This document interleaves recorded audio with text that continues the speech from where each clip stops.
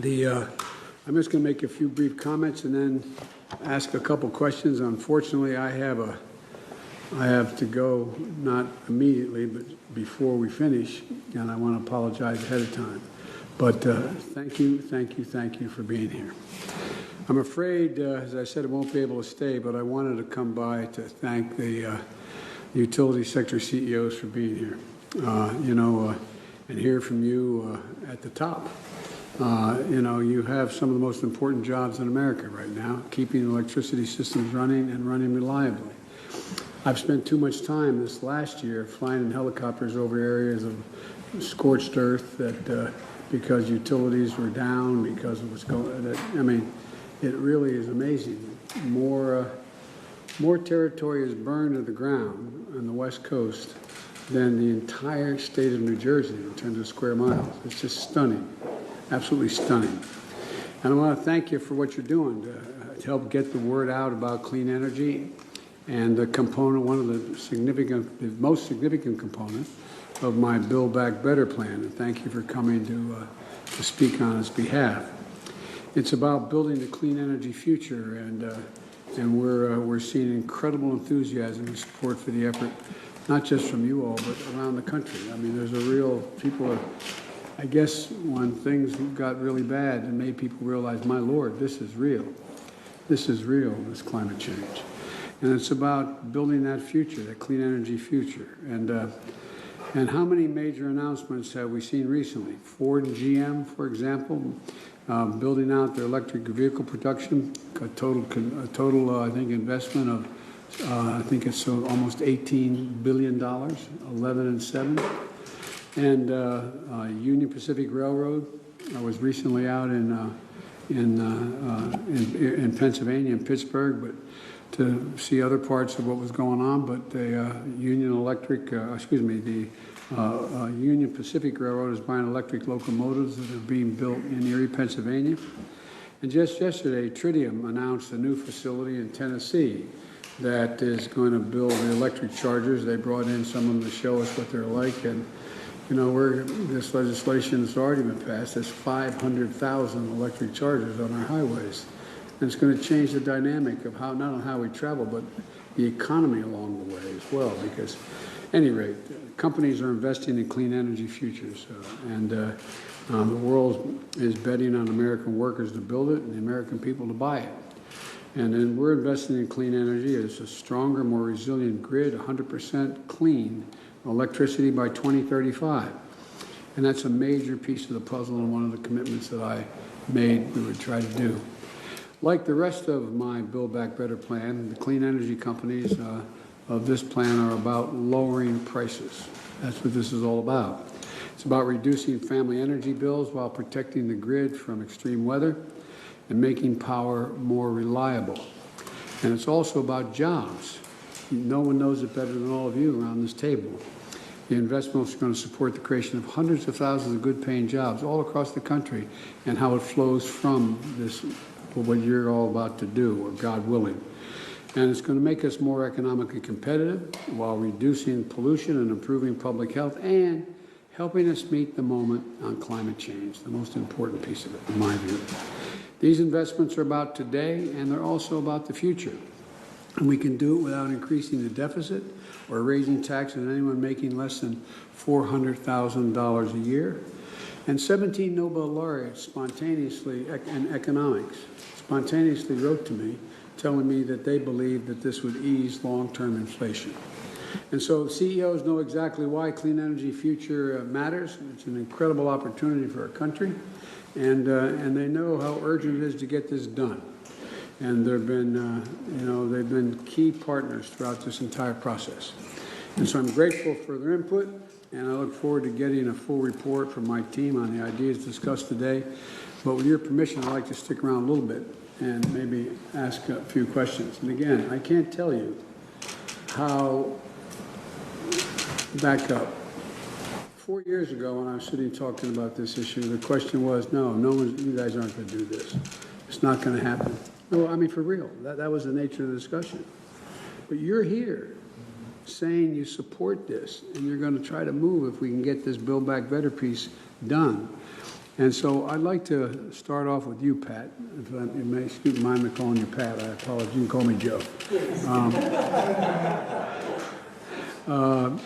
Your PNM operates New Mexico and Texas and powering 800,000 homes and businesses. How's this Build Back Better initiative going to deliver more reliable and affordable power and reduce costs for it, if we have it available to you to be able to get the tax benefit? Well, Mr. President, thank you for the opportunity to speak, and thank you for your support of our clean energy future. We started our clean energy journey some time ago in New Mexico, working with our governor, the environmental community, the business community, and our indigenous communities, all who support clean energy. This legislation is going to allow us to be carbon-free sooner, gives us renewable portfolio standards, allows us to securitize, to keep costs down for customers, and very importantly, Mr. President, it provides for a just transition. There is money in there for worker severance and retraining for the coal miners. We already take care of our coal plant employees at the utility.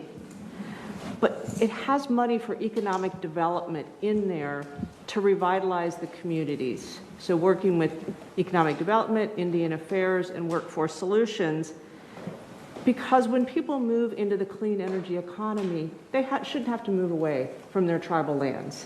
And we are going to work to revitalize those communities so that they can participate in the clean energy future where they currently live. These clean energy tax policies are going to be so helpful. New Mexico, unfortunately, is the third poorest state, and the areas that we serve in Texas are not the affluent areas of Texas. As a regulated utility, we pass all of our tax savings directly back to our customers. And along with reliability and clean, affordable, it is really on the top of our priority list. We have the number 3 solar potential in the United States, in New Mexico, and the number 3 onshore wind potential. So having credits for that and for storage, which is critical to make sure that those resources can be stored, so we need them when we need them, and the building of the transmission to export those wind and solar resources to other states is also critical. So that transmission and solar and storage and wind is really going to help bring down the customer costs. We're also looking to integrate more electric vehicles into the grid. I tell people, once you drive an electric vehicle, you don't want to drive an internal combustion engine anymore. They're quiet and quick. Oh, oh, are they quick? And this will help us make the needed improvements in our grid at a lower cost. And on the corporate tax rate, when we keep that low, we also pass those savings back to our customers. And unfortunately, any increases, conversely, get pushed back to customers. But President Biden, your support of clean energy and the clean energy tax policies will really allow us to accelerate that making energy reliable, affordable, and cleaner sooner. So thank you so much. Well, thank you. One of the things that I spent some time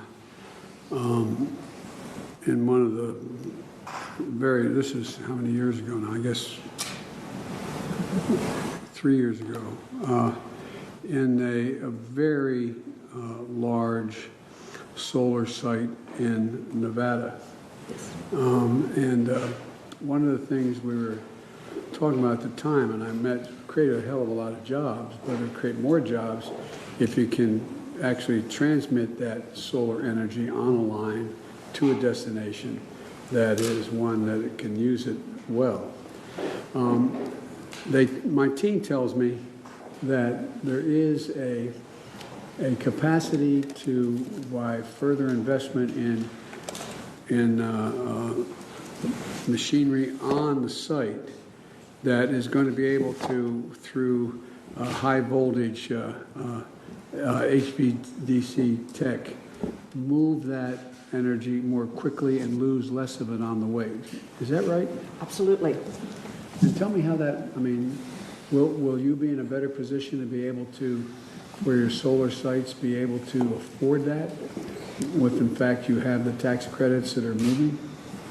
The tax credits will make the more sophisticated transmission infrastructure much less expensive. And again, we pass those savings all on to the consumers. And a lot of the solar, and where you site solar fields, is not near what we call load centers or big cities. So you need that transmission. And it is going to be absolutely critical to building our nation's clean energy infrastructure. Well, my wife and I separately spent a little bit of time with those indigenous communities in New Mexico and other places, and it really makes a difference. Will make a difference for them in a big way, I think. Absolutely, and you know, especially the Navajo Nation is embracing a clean energy future. They're very thoughtful about how they move away, but they are very much looking forward to developing the solar potential on their lands, and we will be able to export that to other parts of the West that desperately need some more clean energy. Well, as an aside, before I go to you, Nick, I was out in Colorado looking at the experimental efforts going on up there in the mountains. I was stunned, and I'm familiar with wind energy because we tried very hard early on in the last administration I was in to promote that, and we had some blowback because people didn't want to be able to see it and the like. They showed me a blade of a windmill that's 100 yards long. My Lord. I looked at that and thought, holy Lord, can't fathom. I think some of the press was with me on that trip. It's astounding. But you're at AEP, Nick. You use a variety of traditional fuels to make power, like coal, natural gas, and nuclear. It's good to see you now expanding into wind and solar. Tell me a little bit about the expansion in the renewables, how that's going for you. Is it going to reduce cost to customers? How, if at all, does my initiative on Build Back Better, the over $500 billion we're talking about for the energy side of this, of which, by the way, I think it's about $200 billion of tax credits and another $100 billion for resilience. But talk to me about how you're making your decisions. Well, first of all, Mr. President, a pleasure to be with you today to talk about these important issues. And you've actually shed the light on a lot of the infrastructure needs of this country, and certainly the grid is one of those areas that we find. And I grew up as a system operator. 40 years ago, I started as a system operator running power systems. So for me, your focus on resiliency and reliability of the grid is extremely important. The addition of renewables in place today is having a substantial impact, the ability to save customers money. Matter of fact, we this quarter will be putting in operational the largest wind power project in North America. Is that right? About 1,000 megawatts in Oklahoma. And it's going to save customers about $2.2 billion over the life of the agreement. So certainly it's a huge benefit. And for us, it's really an opportunity to bring these kinds of resources in, lower cost to customers, and be able to move toward that clean energy future. So as we look at that, we've looked at it across our territories, and now we have a plan by 2030 to put over 16,000 megawatts of generation like that in place. So it's really an important opportunity for us. We also partner extensively with Lonnie Stevenson, IBEW, and the unions. We're mapping that transition to those skills of the future. And certainly partners like that and partners in the federal government can enable this industry to move much more quickly than we would have otherwise, particularly with the tax provisions, ITCs, investment tax credits, and so forth.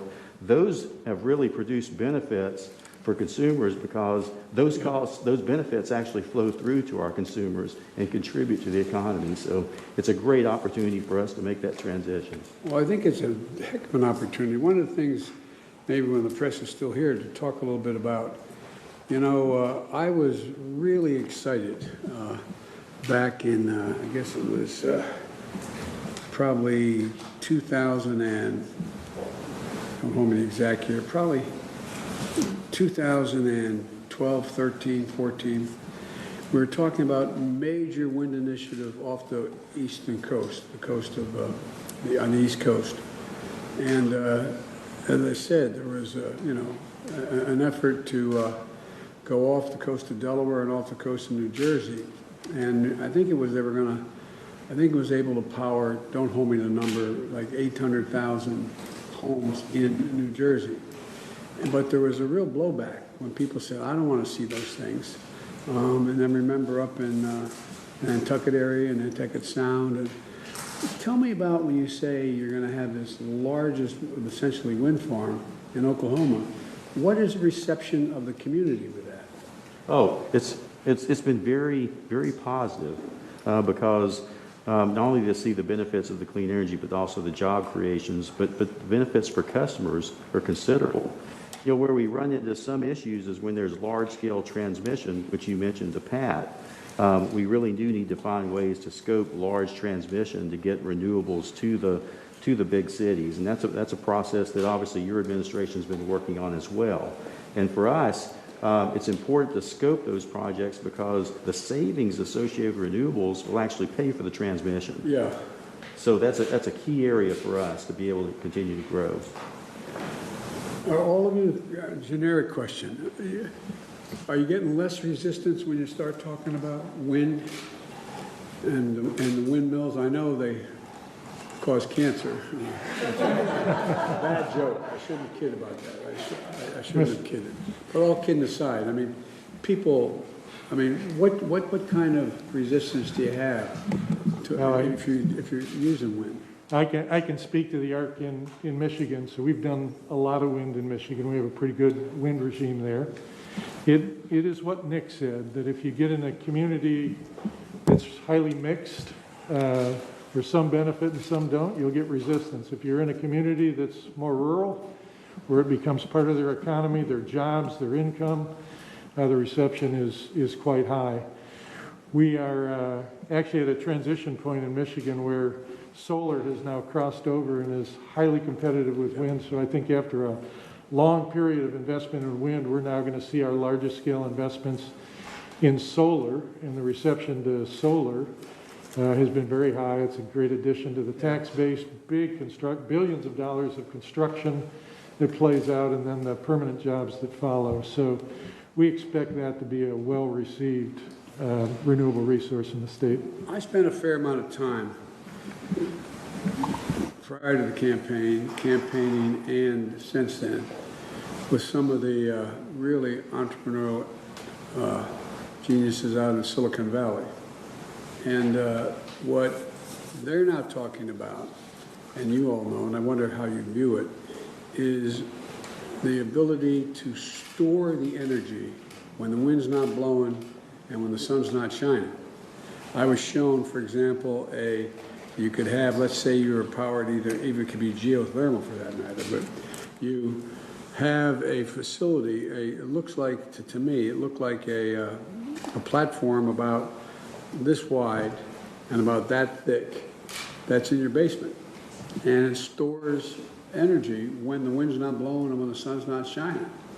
Now, and I know you're not making those, but has that increased the receptiveness of the idea of wind and solar or geothermal? Yes. I can respond, Mr. President. Again, thank you for having us join. But we see storage as an incredibly important part of the equation going forward, not only in people's homes, but frankly on our system. Yes. In order to strengthen it and make it capable of taking on more resiliency. So as I look at the number of megawatts of renewables we'll add, there's a comparable number of storage megawatts we will also add over the next decades. And the tax credits that you have included would be an important part of lowering costs. And the infrastructure bill under the Department of Energy has a lot of investment in the R&D necessary to advance that battery storage. So we think there's great potential for this. I asked the question for a selfish reason, because when I said this is going to generate jobs well beyond your site, and so there are going to be people manufacturing those battery storage facilities. this has such a ripple effect that God willing, and what's going to happen is, I predict, right now, in some cases, China's ahead of us. But I think we're going to end up having a significant export market as well. That's going to create thousands of good-paying jobs here in the United States. It's going to be in our interest to have this, move around the world. But, I hope that y'all are going to look back on this 10 years from now and say, boy, that time we didn't have any dinner at that dining room table. Still worked. But I want to thank you all very, very much. So, Mr. President, we're going to have to let you go. Press, let's go. Come on, guys. Let's go. Come on, press, let's go. Come on, thank you, guys. So we're going to turn to the next. Thank you. Let's go. Come on, guys. Let's go. Come on. Take it with you. Guys, come on. Let's go. Thank you, guys. Let's go. Let's go. Thank you. Thank you, guys.